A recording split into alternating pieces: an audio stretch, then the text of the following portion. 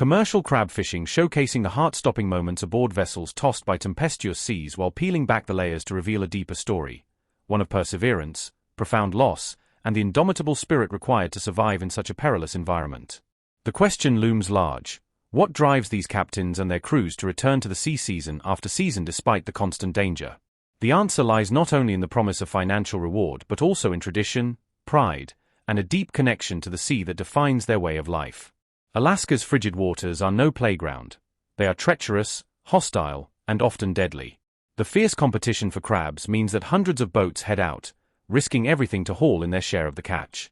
The television series may focus on a few vessels, but the reality is far broader, with countless others also navigating these lethal waters, each with its own story of hardship and endurance. Every deck is a battlefield where one misstep can mean serious injury or death.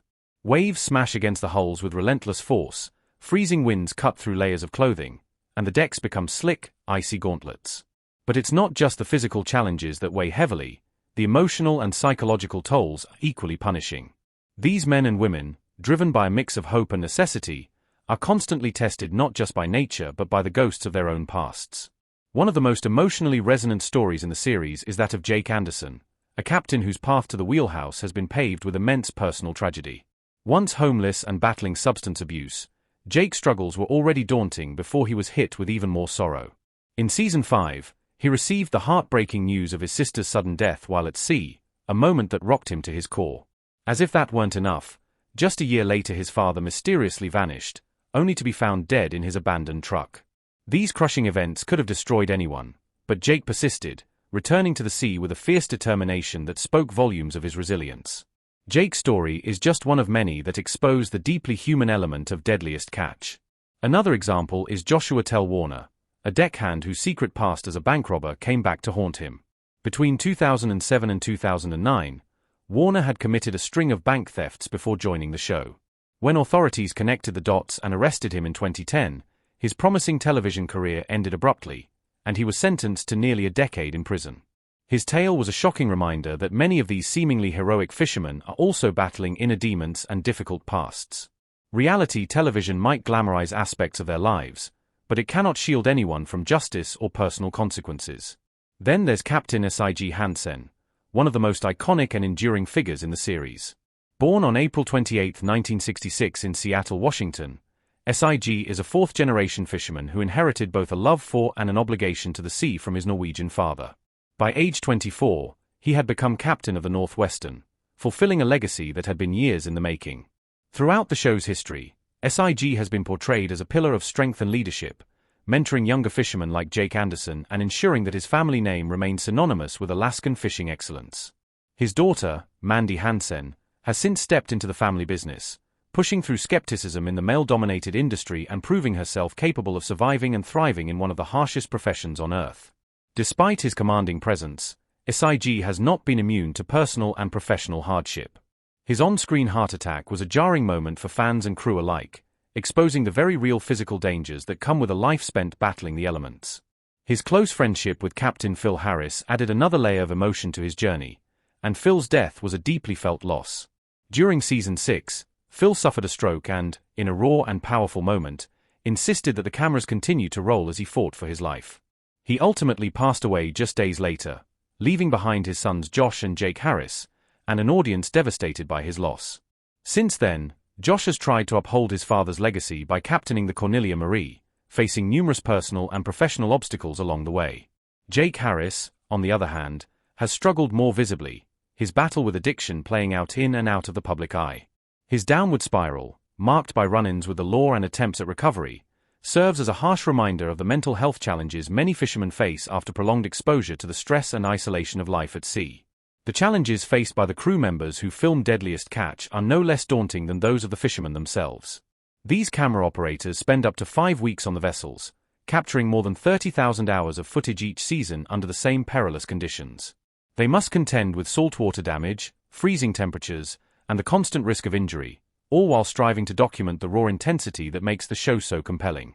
While some scenes are enhanced or refilmed for dramatic effect, the danger is never faked.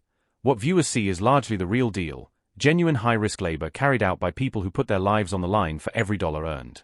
Financial hardship also looms large in the lives of these fishermen. Alaskan crew members often rely on state subsidies just to make ends meet, while out-of-state workers tend to earn higher wages. The 2005 implementation of the quota-based catch share system helped improve safety by allowing crews to wait for more favorable weather, but the Bering Sea remains one of the deadliest workplaces on Earth.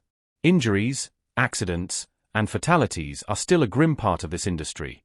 Over the years, the series has seen several high-profile exits, such as the Hillstrand brothers, who departed after a legal dispute, and Captain Elliot Neese, whose struggles with addiction led to his departure.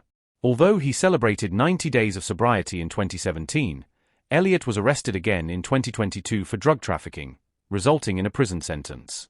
His downfall is a somber illustration of how quickly personal demons can resurface, especially in an environment as high-pressure as commercial fishing.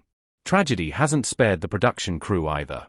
One of the most shocking off-camera events was the murder of director Joseph McMahon, who was fatally shot outside his home. Other crew members, like Nick Mavar, have also succumbed to their personal struggles, with Nick's death from a drug overdose shaking both cast and fans.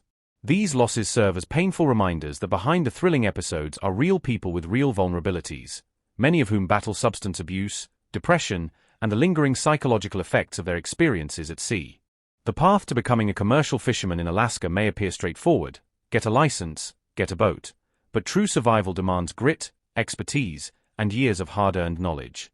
Most of the individuals featured on Deadliest Catch have spent their lives on the water, learning from family tradition and personal trial.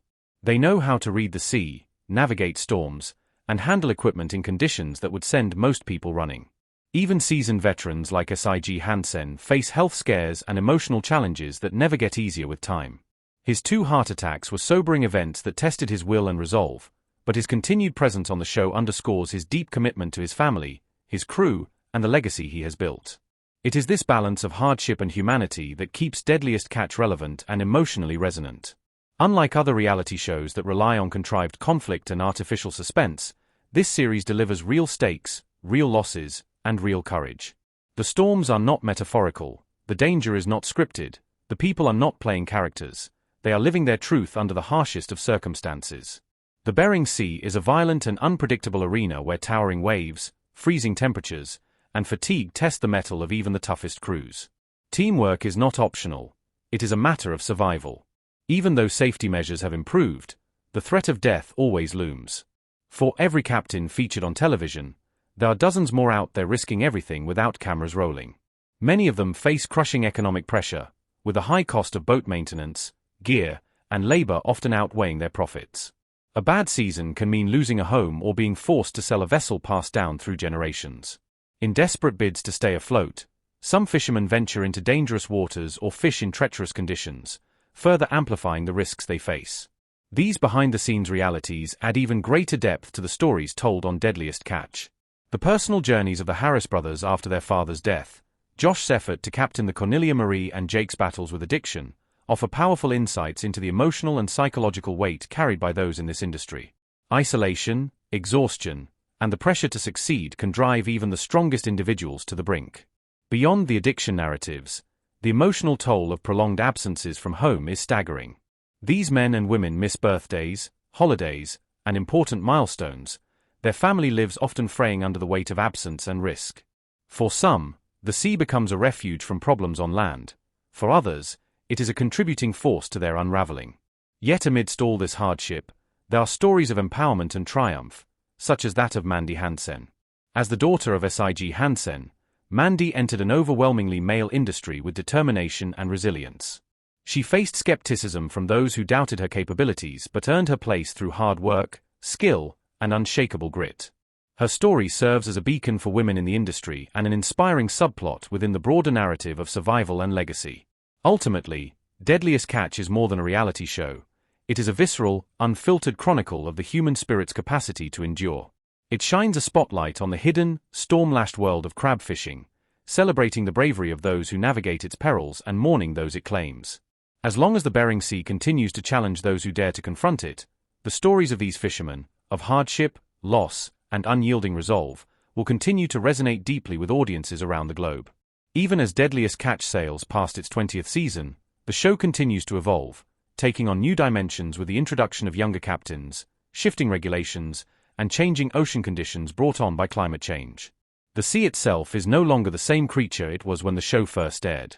Rising temperatures, shifting crab migration patterns, and decreasing populations have forced crews to adapt or risk financial ruin. Entire seasons have been cancelled or cut short due to quota changes and conservation efforts aimed at preserving dwindling crab stocks, leaving crews devastated and viewers confronting a stark reality: nature is fighting